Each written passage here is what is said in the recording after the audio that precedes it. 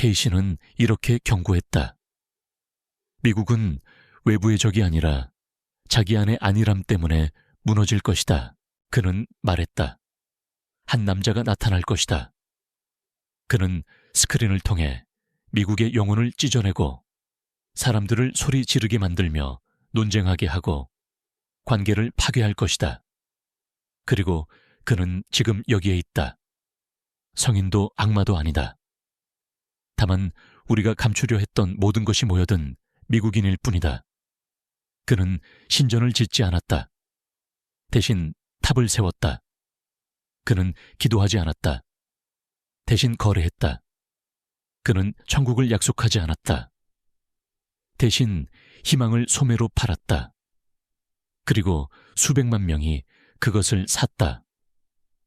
왜냐하면 그들 스스로를 그 안에서 보았기 때문이다.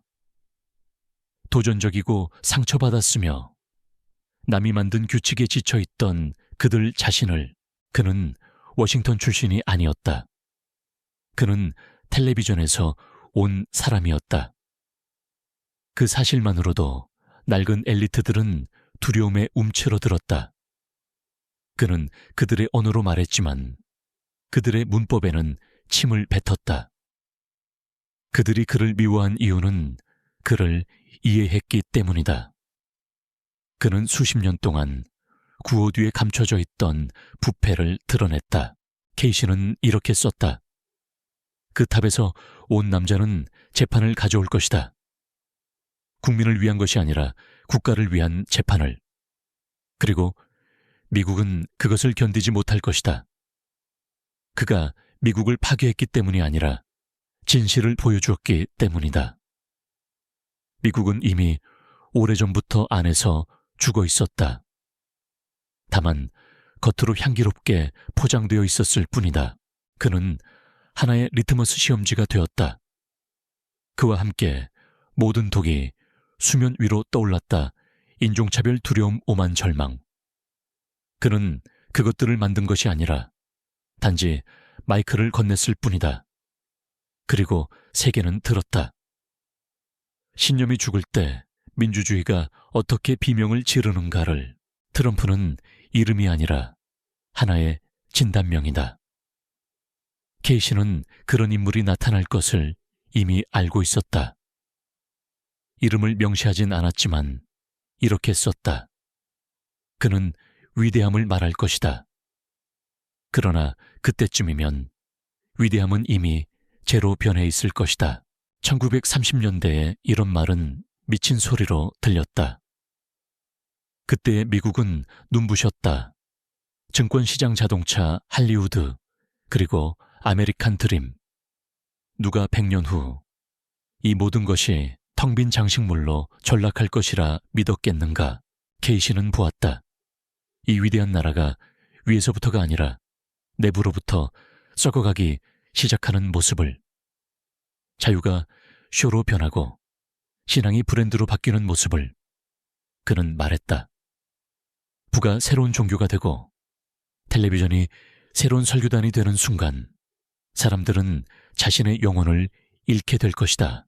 거의 한 세기가 흘렀고 이제 그는 나타났다. 황금빛 탑을 세운 남자, 모든 스크린에 얼굴을 비춘 남자.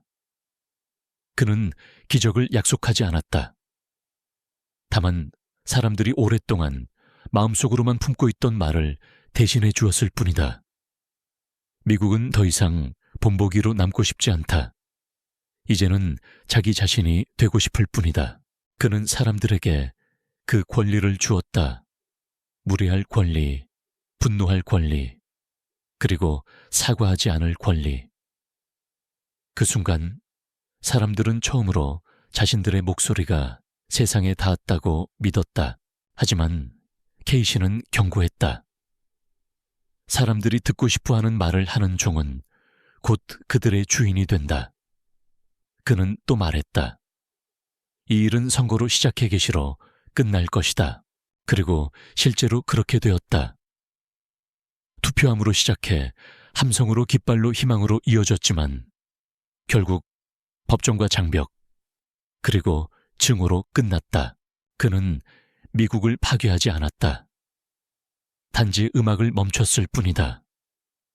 그러자 침묵이 그 어떤 적보다도 더 두려운 것으로 드러났다. 케이시가 위대한 분열을 예언했을 때 그는 이름을 알지 못했다. 그러나 그의 비전 속에는 하나의 형상이 있었다. 황금빛 정장을 입은 남자 군중 앞에 서서 얼굴의 절반이 그림자에 가려진 채 서 있는 모습. 그는 말했다. 그는 분열을 가져올 것이다. 그러나 그 뒤에는 정화가 올 것이다. 새벽 직전의 어둠이 가장 짙을 것이다. 트럼프는 케이시를 몰랐다. 케이시 역시 트럼프를 몰랐다. 그러나 시간이 그들을 하나로 묶었다. 한 사람에게는 미래를 보는 눈이 주어졌고 다른 한 사람에게는 그 예언을 증명할 운명이 주어졌다. 그는 예언자도 구세주도 적그리스도도 아니다. 그는 미국이라는 병의 증상이다. 수십 년간 쌓여온 모든 고통, 자존심, 그리고 거짓을 드러낸 목소리였다. 그리고 만약 케이시의 말이 옳다면 이건 아직 시작에 불과하다. 그는 이렇게 썼다. 이 재판은 20년 동안 계속될 것이다. 그 후에야 미국은 존재할지 사라질지를 결정할 것이다. 20년의 분노, 재판 위기, 그리고 쓴맛이 이어질 것이다. 지금 우리는 그 여정의 시작점에 서 있을 뿐이다. 그가 등장한 이후 미국은 더 이상 국가가 아니게 되었다. 그것은 경기장이 되었다. 매일이 새로운 전투 모든 화면이 참호, 그리고 모두가 자신만의 무기를 들고 있다. 한마디의 말, 한 줄의 글, 하나의 해시태그, 한 번의 시선, 케이시는 썼다. 진실이 개인의 소유가 되는 순간 진실 그 자체는 죽는다. 그는 그것을 보았다. 사람들이 누가 옳은가를 두고 싸우는 것이 아니라 누가 먼저 구호를 외치는가로 싸우게 될 미래를. 그리고 이제 그 예언은 현실이 되었다. 트럼프는 나라를 바꾼 것이 아니다. 그는 단지 덮개를 벗겨냈을 뿐이다. 그 아래에서는 이미 오래전부터 끓어오르고 있었다. 분노, 자존심, 원망, 그리고 위선에 지친 피로감이. 그는 마치 휘발유 위에 던져진 성냥불과 같았다. 케이시는 경고했다. 침묵하던 다수는 언젠가 목소리를 낼 것이다. 하지만 그들의 비명은 진실조차 들리지 않게 만들 것이다. 그 말은 마치 지난 몇 년간의 대본처럼 들린다. 모두가 말하지만 아무도 듣지 않는다. 모두가 미국을 구하고 있다고 확신하지만 실상은 그 나라를 찢어놓고 있을 뿐이다. 이제 텔레비전은 하나의 교회가 되었다. 뉴스 앵커들은 새로운 사제가 되었고 모든 사람은 각자의 신을 섬긴다. CNN, 폭스, 트위터. 사람들은 스크린 앞에서 기도하고 좋아요로, 성호를 긋고 두려움으로 성체를 받아먹는다. 케이시는 이렇게 썼다. 거짓이 진실보다 편안해지는 순간 위대한 기만이 시작된다. 미국은 그 속에서 살아가고 있다. 한쪽은 구세주에 대한 믿음, 다른 한쪽은 그의 몰락에 대한 믿음. 그러나 아무도 그것이 같은 믿음이라는 사실을 깨닫지 못한다. 그는 또 말했다. 사랑조차 정치가 되는 시대가 올 것이다. 그리고 지금 바로 그 시대가 도래했다. 나라를 사랑한다는 말은 이제 신앙이자 선언 때로는 의심 그리고 깃발이자 무기가 되었다. 케이시는 탑의 남자를 괴물이 아닌 징조로 보았다. 그는 이렇게 썼다. 그를 통해 미국은 자신의 얼굴을 보게 될 것이며 그 모습에 스스로 두려워할 것이다. 그리고 실제로 그렇게 되었다. 매일이 거울이 되었고 모든 대화가 재판이 되었다. 사람들은 이제 돈도 땅도 아닌 현실을 나누고 있다. 그 시절 케이시는 또 이렇게 남겼다. 가장 현명한 자들은 침묵할 것이다. 왜냐하면 말하는 것이 위험해질 것이기 때문이다. 지금 우리가 보고 있는 것이 바로 그것이다. 교수는 제자를 두려워하고, 기자는 진실을 두려워하며, 친구는 친구를 두려워한다. 미국은 이제 두려움의 나라가 되었다. 과거를 잃을까 두려워하고, 미래를 받아들일까 두려워하며 이미 변해버렸다는 사실을 인정하는 것조차 두려워한다. 트럼프는 질서를 파괴하지 않았다. 그는 단지 말했다. 이것이 바로 당신들의 질서다. 그리고 사람들은 그 속에서 혼돈을 보았다. 케이시는 이렇게 경고했다. 그들은 그를 저주할 것이다. 그러나 그는 자신의 목적을 완수할 것이다. 진정한 악은 지도자 안이 아니라 군중 안에 존재한다는 것을 보여주기 위해서 그는 말했다. 국가는 자신이 왜 존재하는지를 잊게 될 것이다. 그리고 남는 것은 오직 하나, 자신의 의견을 잃을까 두려워하는 공포뿐이다.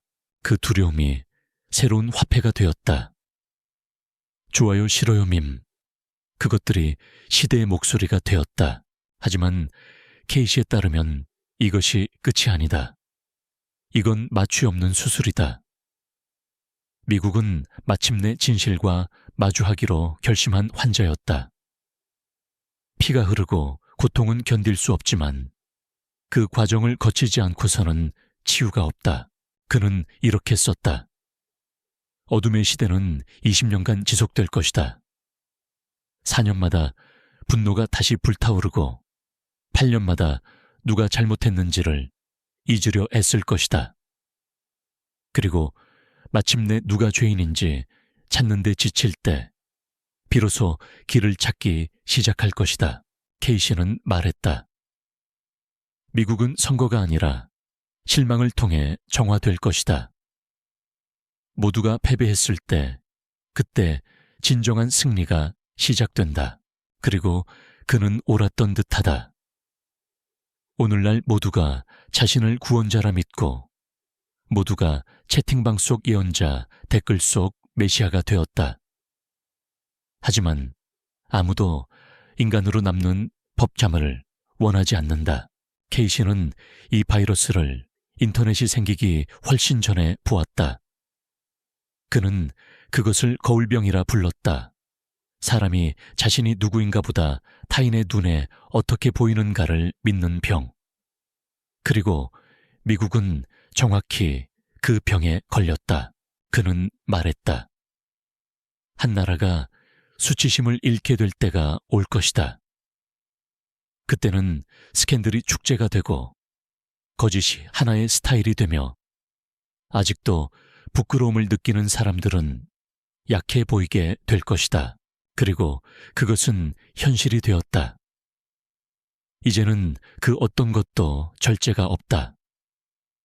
모든 말은 극단이 되고 모든 지도자는 적이거나 신이 된다. 그 혼란 속에서 미국은 잊었다. 진정한 힘은 외침이 아니라 침묵 속에 있다는 것, 케이시는 썼다. 그는 사람들을 자신에 대해 끝없이 논쟁하게 만들 것이다. 그리고 그들이 결국 자신이 누구인지 잊게 될 것이다. 그리고 실제로 그렇게 되었다. 트럼프는 국가의 거울이 되었다. 모든 이가 그 안에서 자신이 두려워하는 모습을 보았다. 미국은 더 이상 과거에 창하로 노래하던 그 나라가 아니다. 이제는 스스로의 메아리, 아무도 더 이상 듣지 않는 과거의 목소리가 되었다. 케이시는 경고했다. 애국자의 말이 광고가 되고 신앙이 장식이 될 때 사람들은 신을 잃는 것이 아니라 수치심을 잃을 것이다. 그리고 지금 그 수치심은 사라졌다. 대신 구호쇼 시청률이 그 자리를 차지했다. 사람들은 더 이상 거짓을 부끄러워하지 않는다. 오히려 그 거짓이 아름답게 들린다면 자랑스러워한다. 이제 새로운 예언자들은 사막에서 오지 않는다. 그들은 팟캐스트에서 등장한다. 조명 아래에서 마이크와 계약서를 손에 들고 설교한다. 사람들은 그의 말을 듣고 고개를 끄덕이며 좋아요를 누르고 구원받았다고 느낀다. 하지만 회개 없는 구원은 단지 구독길 뿐이다. 미국은 신앙의 의미를 바꿔버렸다. 이제 신은 콘텐츠가 되었고 죄는 당신이 한 일이 아니라 누군가가 그것을 영상으로 찍었는가에 따라 결정된다. 케이시는 썼다. 죄가 더 이상 비밀이 아닐 때 그것은 규범이 된다. 그리고 그는 옳았다. 악덕은 오락이 되었고 거짓은 하나의 스타일이 되었으며 고통은 상품이 되었다. 주위를 둘러보라. 도시를 집어삼키는 불길 대륙을 잠기게 하는 비살점을 찢듯 해안을 가르는 폭풍. 그러나 사람들은 돕지 않는다. 그저 촬영할 뿐이다. 케이시는 말했다. 세상이 불타오를 때 인간은 양동이가 아닌 휴대폰을 집어들 것이다. 그는 이미 그것을 보았다. 재난이 쇼가 되고 종말이 생방송이 되는 시대. 그리고 이제 누가 그가 틀렸다고 말할 수 있겠는가? 그는 썼다. 물이 결코 오지 않을 곳에 물이 밀려들고 빙하가 솟아오르며 땅이 신의 분노가 아닌 무관심으로 인해 흔들릴 것이라고. 그리고 모든 것은 현실이 되었다. 그러나 미국은 그것을 징조로 보지 않는다.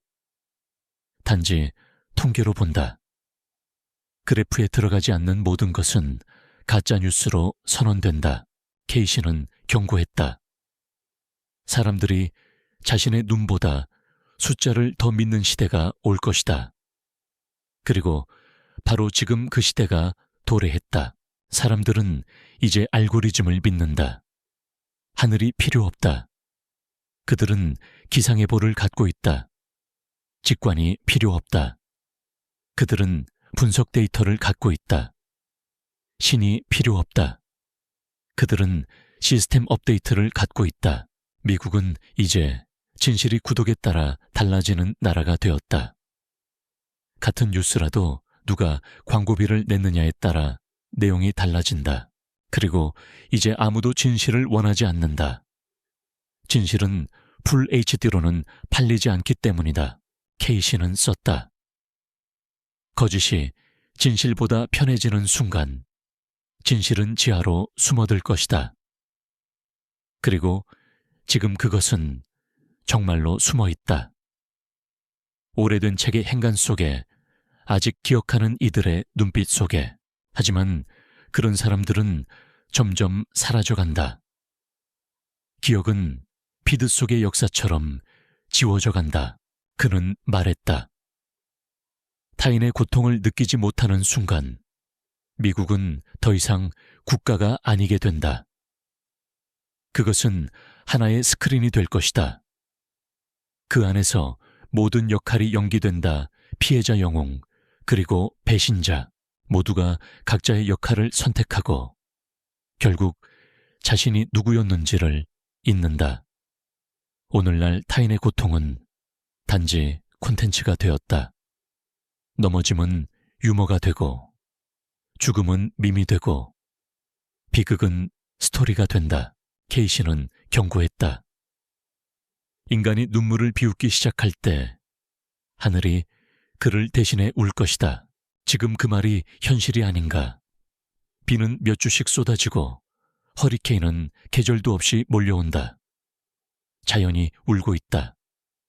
우리가 필터를 씌우는 동안 그녀는 흐느끼며 우리를 위해 눈물을 흘린다. 그는 보았다. 미국이 침묵이 사라진 나라로 변해가는 모습을. 그는 썼다. 언젠가 인간은 자신을 들을 수 없게 될 것이다. 그의 주변에는 수백만의 목소리가 똑같은 말을 외치고 있을 것이기 때문이다. 그날이 왔다. 인터넷은 거대한 벌집처럼 윙윙거리고 모두가 외치지만 아무도 듣지 않는다. 모두가 자신이 옳다고 믿는다. 하지만 진실은 단수형으로 존재할 수 없다. 미국은 자유를 잃지 않았다. 그들이 잃은 것은 침묵이다. 그리고 침묵이 없으면 사고는 태어나지 않는다. 생각이 없으면 양심도 태어나지 않는다. 양심이 사라지면 심지어 하늘조차 감옥으로 변한다.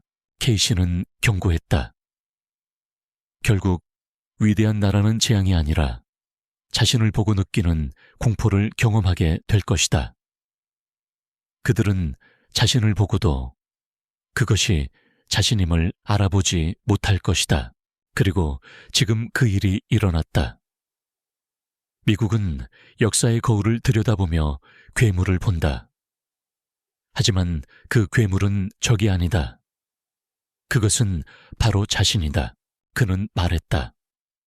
거울이 깨질 때 정화가 시작될 것이다. 그러나 빛이 비추기 전 세상은 어둠 속에 잠길 것이다. 어쩌면 우리는 이미 그 어둠 속에 있는지도 모른다. 어쩌면 이것은 끝이 아니라 시작, 고통스럽고 피로 물든 그러나 피할 수 없는 탄생의 진통일지도 모른다. 케이시는 썼다. 고통은 인간이 결코 지워버릴 수 없는 마지막 진실이다. 미국은 지금 그 고통을 느끼고 있다. 더 이상 웃지 못하고 자신의 메아리 속에서 질식하고 있다. 그러나 그 메아리 속에는 희망의 틈이 있다. 아직 살아있음을 기억할 작은 가능성이. 미국은 낡은 유리처럼 금이 가고 있다. 매일 새로운 균열이 생긴다. 도시마다, 사상마다, 마음마다. 케이시는 경고했다. 사람들이 죄를 두려워하지 않게 될 때 그들의 발밑의 땅이 흔들릴 것이다. 그리고 정말로 흔들렸다. 한두 번이 아니라 수백 번. 로스앤젤레스 아래에서, 뉴욕 아래에서, 일리노이 아래에서 이제 지구는 침묵하지 않는다. 그녀는 마치 말하려는 듯이 떨리고 있다. 토네이도는 나무를 이빨처럼 뽑아내고 바다는 해안을 삼켜버리며 불길은 몇 주씩 꺼지지 않는다. 마치 이 행성 자체가 불로 스스로를 정화하려는 것처럼. 케이시는 이렇게 썼다. 인간이 더 이상 듣지 않을 때 자연의 요소들이 신의 언어가 될 것이다. 그리고 지금 신은 외치고 있다. 하지만 미국은 귀머거리가 되었다. 이제 미국은 세상 이야기가 아니라 오직 자기 자신에 대한 뉴스만 듣는다. 그는 말했다. 경제가 새로운 신전이 되고 달러가 새로운 성상이 될 것이다. 그리고 그 성상이 무너질 때 신도들은 제정신을 잃을 것이다. 지금 바로 그 일이 일어나고 있지 않은가. 은행이 무너지고 시장이 요동치며 주식이 폭락한다. 그럼에도 사람들은 구원을 구하지 않는다. 그들이 찾는 것은 정당화다. 무슨 일이 일어났는지를 이해하려 하기보다 누가 책임져야 하는지를 찾으려 한다. 미국은 언제나 적을 지정하는 법을 잘 아는 나라였다. 그리고 이제 그 적은 자기 자신이 되었다. 케이시는 경고했다. 한 나라가 둘로 갈라질 때 양쪽 모두 자신이 빛이라고 믿을 것이다. 그것이야말로 가장 짙은 어둠이다. 지금 그 어둠이 세상을 덮고 있다. 모두가 자신이 나라를 구하고 있다고 확신한다. 모두가 상대방 안에서 악마를 본다. 그러나 케이시는 말했다. 악마는 언제나 거울이 아니라 이웃 속에서 찾아질 때 승리한다. 그는 또 이렇게 경고했다. 언젠가 군중이 피를 요구하게 될 것이다. 정의를 위해서가 아니라 오락을 위해서. 그리고 그 시대는 이미 왔다. 법정은 쇼로 변했고 판결은 콘텐츠가 되었으며 모든 생중계는 십자가형의 장면이 되었다. 비명이 클수록 조회수는 높아진다. 이제 미국은 진실이 아니라 아드레날린을 원한다. 피가 새로운 시청률이 되었다. 하지만 케이시는 이것이 대정화의 시작일 뿐임을 알고 있었다. 그는 썼다. 불길은 파괴하지 않는다. 그것은 나눈다. 불길이 지나간 후에는 금과 재만 남을 것이다. 그리고 그중 무엇을 붙잡을지는 사람들의 선택에 달려있다. 지금 미국은 타오르고 있다. 그리고 그 선택의 순간이 다가오고 있다. 그는 또 보았다. 사람들이 자유에 지쳐갈 것임을. 그는 경고했다. 자유가 짐이 될 때 사람들은 스스로 사슬을 걸 것이다. 그리고 오늘날 그 사슬은 디지털 형태로 존재한다. 스마트폰 알고리즘 뉴스. 모두가 모든 것을 알고 있지만 아무것도 이해하지 못한다. 세상은 정보로 넘쳐나지만 의미로는 텅 비어 있다. 케이시는 썼다. 지성이 양심을 대신하고 논리가 신앙을 대체할 것이다. 그때 인간은 육체가 아니라 영혼부터 썩기 시작할 것이다. 그리고 지금 그 말이 현실이 되었다. 인류는 그 어느 때보다 똑똑해졌지만 그 어느 때보다 불친절해졌다. 모두가 사실을 무기로 들었지만 가슴은 눈이 멀었다. 케이시는 말했다. 인간이 타인의 고통에 더 이상 울지 않게 될 때, 그때 종말이 시작될 것이다. 그리고 지금 그때가 오고 있다. 폭발도 전쟁도 없이 무관심 속에서 소리 없는 방송처럼 죽음처럼 조용히 미국은 총알에 맞아 죽지 않는다. 지루함의 공허함에 좋아요와 방송과 선거 사이의 빈틈 속에서 서서히 죽어가고 있다. 케이시는 대륙 위에 드리운 그림자를 보았다. 그는 썼다. 밤이 그 아들을 영원하다고 믿은 나라를 뒤덮을 것이다. 그러나 이 밤이 지난 뒤 수천 년 만에 새로운 새벽이 찾아올 것이다. 그는 또 말했다. 미국은 양심의 법정 앞에 가장 먼저 설 나라가 될 것이다. 그리고 그 선택에 전 세계의 운명이 달려있다. 미국이 무너지면 모두가 무너질 것이다. 그러나 견뎌낸다면 새로운 시대가 열릴 것이다.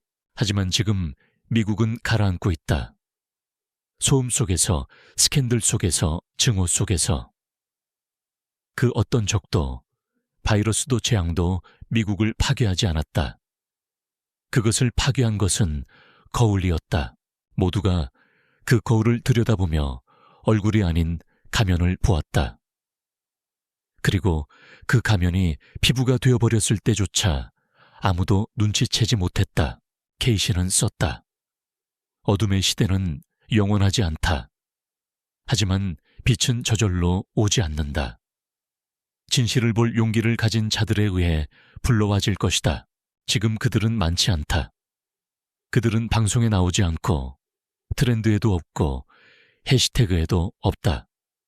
그들은 어딘가 그림자 속에서 침묵을 들으며 미국이 다시 살아있음의 의미를 기억하기를 기다리고 있다.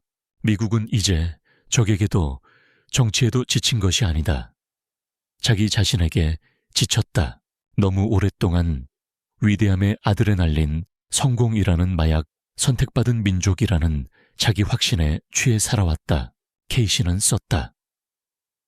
한 나라가 자신이 영원히 선택받은 민족이라고 믿기 시작할 때 신은 그것이 상이 아니라 시험임을 깨닫게 할 것이다. 그리고 지금 그 시험이 왔다.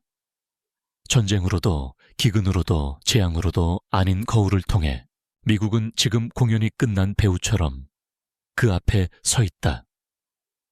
화장은 번지고 목소리는 갈라졌다.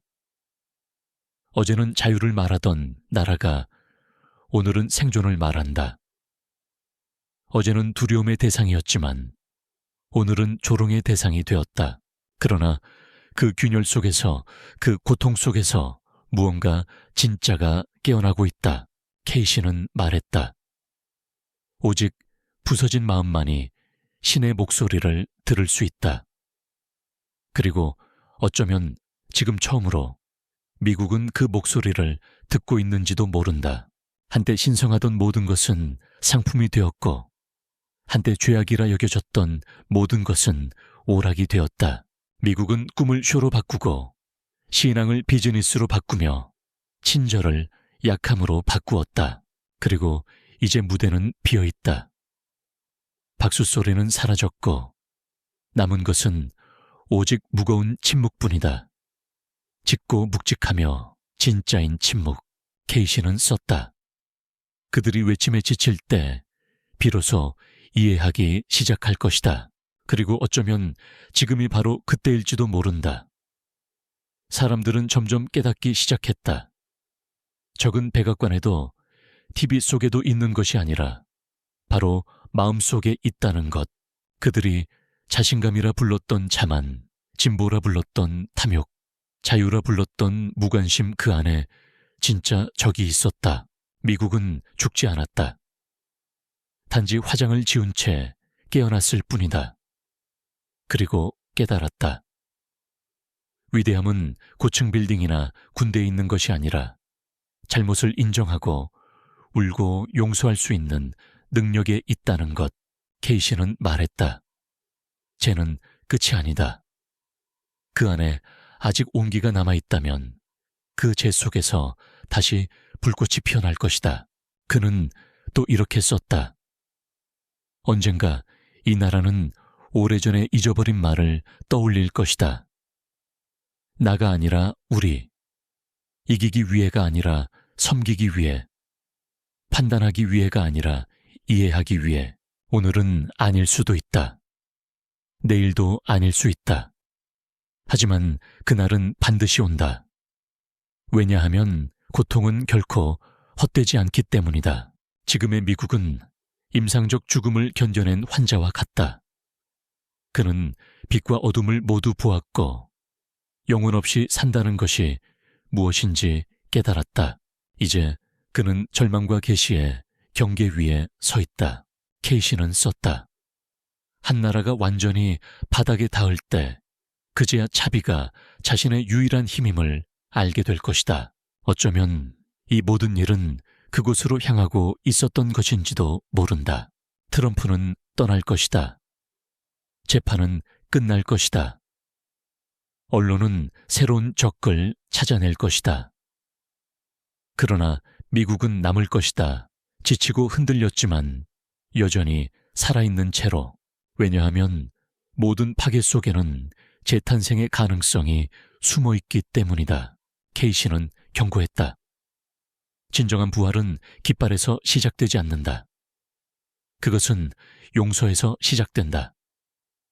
자신을 용서하고 서로를 용서하고 자신이 누구였는지를 잊어버린 것을 용서할 때 비로소 미국은 다시 위대해질 것이다. 그것은 크기나 부의 위대함이 아니라 영혼의 위대함이다. 이제 미국은 폐허 위에 서 있다. 그리고 오랜만에 가식 없이 서 있다. 찬양도 국가도 자부심도 없이 다만 한 사람이 고개를 숙이고 지쳐있지만 다시 시작할 준비를 하고 있다. 케이시는 썼다. 신은 파괴하지 않는다. 신은 회복시킨다. 어쩌면 이 모든 것이 징벌이 아니라 귀환일지도 모른다. 양심으로의 귀환, 겸손으로의 귀환, 그리고 침묵으로의 귀환. 미국은 이제 더 이상 빛나지 않는다. 하지만 아마 처음으로 진짜로 빛을 낸다. 넌사인이나 화면의 불빛이 아니라 그보다 더 깊은 인간적인 빛으로. 미국은 승리하지 않았다. 하지만 살아있다. 그리고 그 안에 구원의 씨앗이 있다. 케이시는 말했다. 인간이 신이 하늘이 아니라 가슴 속에 있음을 깨닫게 될 때 세상은 변할 것이다.